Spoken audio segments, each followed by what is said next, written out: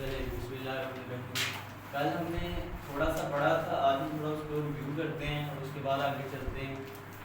और रोशनी की रिफ्रैक्शन के बारे में हमने पढ़ा था। हमने ये कहा था भाई हमारे पास एक मीडियम हो ग्लास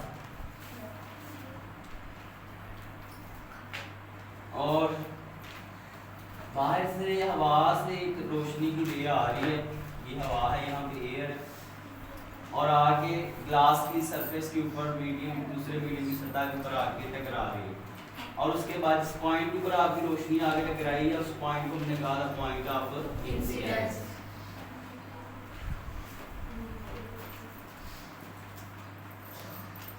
उसके बाद हमने ये कहा था कि इसी पॉइंट के ऊपर हमने एक नॉर्मल ड्रा कर लेना है, और उसके बाद आपने क्या करना है, नॉर्मल को बेटा वैसे आप इस तरह इस लेटर से ऐसे जाहिर करते हैं, ठीक है। बार उसके बाद आपने देखा कि ये लाइट जो है ये बजाय सीधा जाने के जब दूसरे मीडियम में गई है तो अपने असल रास्ते से डेविएट कर गई है, मुड़ गई है, ठीक है। तो आपने कहा था कि लाइट का एक मीडियम से दूसरे मीडियम में जाना, एक रेयर मीडियम से एक डेंसर मीडियम में जाना और अपने रास्ते से मुड़ जाना, ये क्या कहलाता है, रिफ्रैक्शन ऑफ लाइट कहलाता है, ठीक है। और आपकी इंसिडेंट रे जो एंगल बना रही है वो एंगल ऑफ इंसिडेंस है, और जो आपकी रिफ्रैक्टेड रे यानी कि इमर्जिंग रे जो है वो एंगल बना रही है, उसको एंगल ऑफ रिफ्रैक्शन कहा जाता है, ठीक हो गया। तो उसके बाद थोड़ा सा मैंने ये भी बताया था आपको दोबारा से भाई कि जब लाइट आपकी एक रेयर मीडियम से इधर से रेयर से जाती है डेंसर मीडियम में तो क्या होता है, तो ये नॉर्मल की तरफ आती है, किधर को आती है, अर्थ नॉर्मल आती है, ठीक हो गया भाई। और उसके बाद दूसरा मैंने ये बताया था कि जब आपकी जो रोशनी होती है वो जाती है डेंसर से इधर को रेयर की तरफ, तो फिर क्या करती है, ये अवे जाती है नॉर्मल से, ठीक हो गया भाई। उसके बाद ये हमने थोड़ा सा रोशनी की रिफ्रैक्शन के बारे में पढ़ा था, तो इसकी डेफिनेशन ये लिखवाई थी कि जब लाइट एक मीडियम से दूसरे मीडियम में जाती है तो अपने असल पाथ से हट जाती है, अपने असल रास्ते से मुड़ जाती है। इस अमल को बेटा क्या कहते हैं, रोशनी की रिफ्रैक्शन कहते हैं। उसके बाद हमने पढ़ा था लॉज ऑफ रिफ्रैक्शन, रिफ्रैक्शन के कवानीन। वो ये था हमारे पास, पहला ये था कि बेटा जिस पॉइंट के ऊपर आगे आपकी रोशनी टकरा रही है दूसरे मीडियम के सरफेस के ऊपर, उस पॉइंट को कहते हैं पॉइंट ऑफ इंसिडेंस। तो पॉइंट ऑफ इंसिडेंस के ऊपर आपकी इंसिडेंट रे, आपका नॉर्मल और आपकी रिफ्रैक्टेड रे तीनों एक ही प्लेन के ऊपर, एक ही सतह के ऊपर वाक़या होती हैं। At point of incidence the incident रे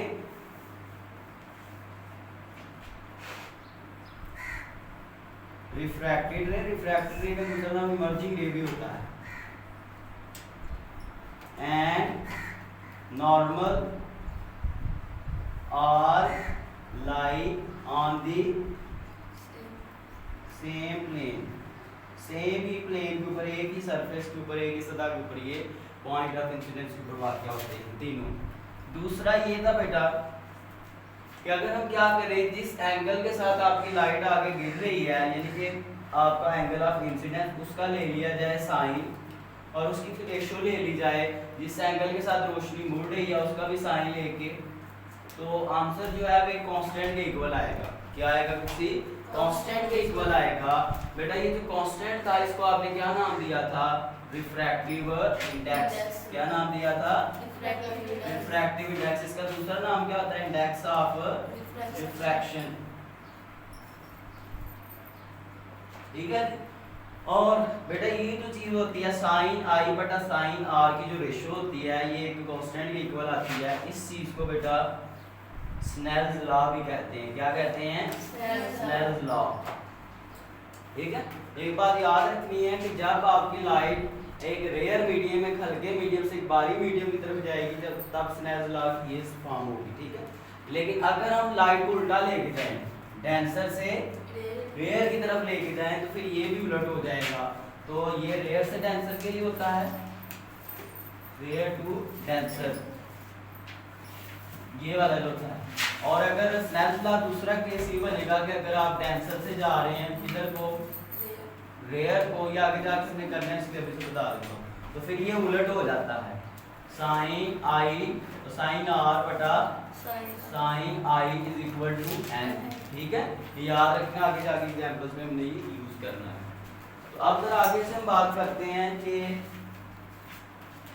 मीडियम में रोशनी की स्पीड। बेटा देखिए, रोशनी जो होती है जब वो हवा में सफर करती है तब उसकी स्पीड और होती है। ठीक है, जब रोशनी सफर करती है आपकी किसी पानी के अंदर, किसी माया के अंदर, तब उसकी स्पीड और होती है। ठीक है, और जब रोशनी किसी सॉलिड के अंदर, किसी ठोस चीज के अंदर से सफर करती है तब उसकी स्पीड और होती है। तो ये जो स्पीड में फर्क आ रहा है, ये क्यों आ रहा है? ये रोशनी की रिफ्रैक्शन की वजह से आ रहा है। किसकी वजह से आ रहा है? रिफ्रैक्शन की वजह से। अब ये ऑब्जेक्टिव्स हैं, आपने बुक के ऊपर अंडरलाइन कर लेने हैं। मसलन हवा में रोशनी की स्पीड कितनी होती है? हवा के लिए, किसके लिए? हवा में बेटा जो रोशनी की स्पीड होती है, रोशनी की स्पीड को आप सी से जाहिर करते हैं, वो होती है 3 × 10⁸ मीटर पर सेकंड। ऑब्जेक्टिव के लिए भी आपने इसको अच्छे से कर लेना है। और उसके बाद कह रहा है कि जब ये आपकी रोशनी जाहिर है किसी ये हवा में है, जब किसी पानी में से गुजरेगी, माया में से, लिक्विड में से, यहाँ पे किसी सॉलिड में से, तब ये स्पीड कम हो जाएगी। क्या हो जाएगी? कम हो जाएगी। किसकी वजह से? रोशनी की रिफ्रैक्शन की वजह से। ठीक है, अब बेटा जब पानी में से आपकी रोशनी गुजरती है तब उसकी जो स्पीड होती है वो कितनी होती है? वो होती है 2.3 × 10⁸ मीटर पर सेकंड। और जब यही रोशनी बेटा आपकी गुजरती है किस में से? किसी ठोस में से या किसी गिलास वगैरह में से, यानी कि तो गिलास में,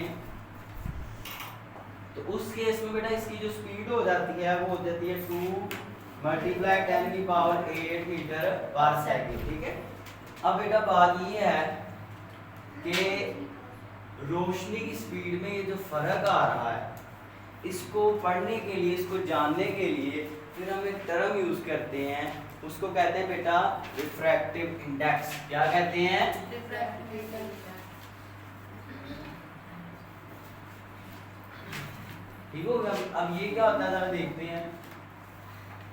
रिफ्रैक्टिव इंडेक्स को आपको पता है आप n से जाहिर करते हैं। किससे जाहिर करते हैं?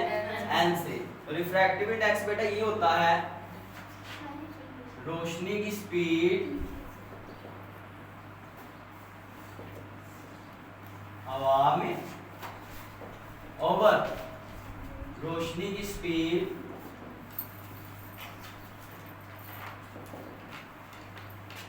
बेटा दूसरे मीडियम में, जो भी आप मीडियम ले रहे हैं। ठीक है, तो जब आप दोनों की निस्बत ले लेंगे, आप speed of light in air उसको डिनोट करते हैं c के साथ। स्पीड ऑफ लाइट दूसरा जो मीडियम आप ग्लास ले रहे हैं, पानी ले रहे हैं, जो सा भी ले रहे हैं, उसमें जो स्पीड होगी उसको आप किससे डिनोट करेंगे? v के साथ।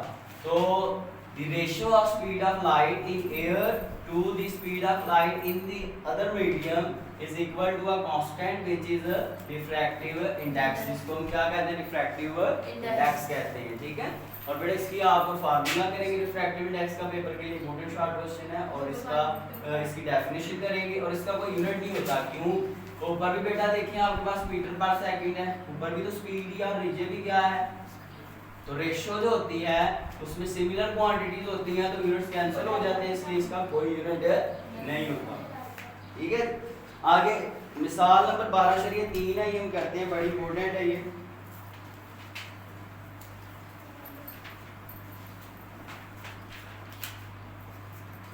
वो क्या कह रहा है? कह रहा है रोशनी की रे हवा से ग्लास की सतह के अंदर दाखिल होती है, उसके बाद एंगल ऑफ इंसिडेंस 30 डिग्री है। एंगल ऑफ इंसिडेंस हमारे पास 30 डिग्री है। आगे उसके बाद अगर ग्लास का रिफ्रैक्टिव इंडेक्स 1.5 हो, उसके बाद तो एंगल ऑफ रिफ्रैक्शन मालूम किया जाए, यानी कि आर आप मालूम करें। ठीक है, सॉल्यूशन की तरफ जाएंगे तो हम जानते हैं स्नेल्स लॉ होता है, by Snell's law. Snell's law हमारे पास क्या होता है?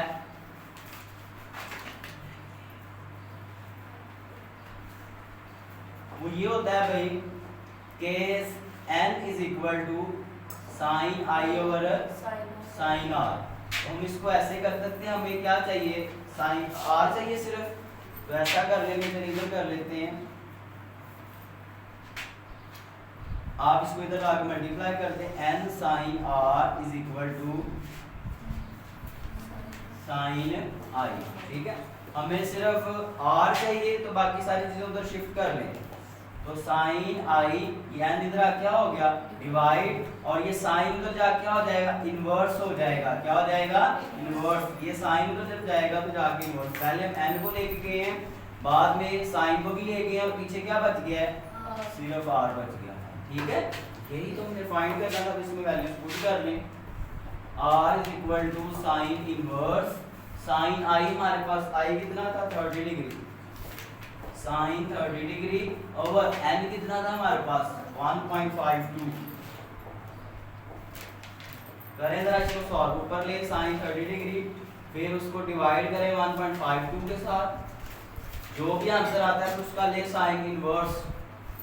तो आंसर आएगा बेटा आपके पास 19.3 डिग्री, 19.3, क्योंकि ये एंगल है, एंगल का यूनिट क्या आता है, डिग्री। तो ये हमारे पास आंसर है। ठीक है जी, इस तरह आपने इसको ध्यान से करना है, बड़ा इंपॉर्टेंट ये न्यूमेरिकल है। ठीक है बच्चों, तो उसके बाद आज के लिए आपके इतना ही काम काफी है, यहाँ तक आप इसको तैयार करके आएंगे। ठीक है, तो अपना ख्याल रखिएगा, खुश रहिएगा, अल्लाह हाफिज़। ये बात करते हैं।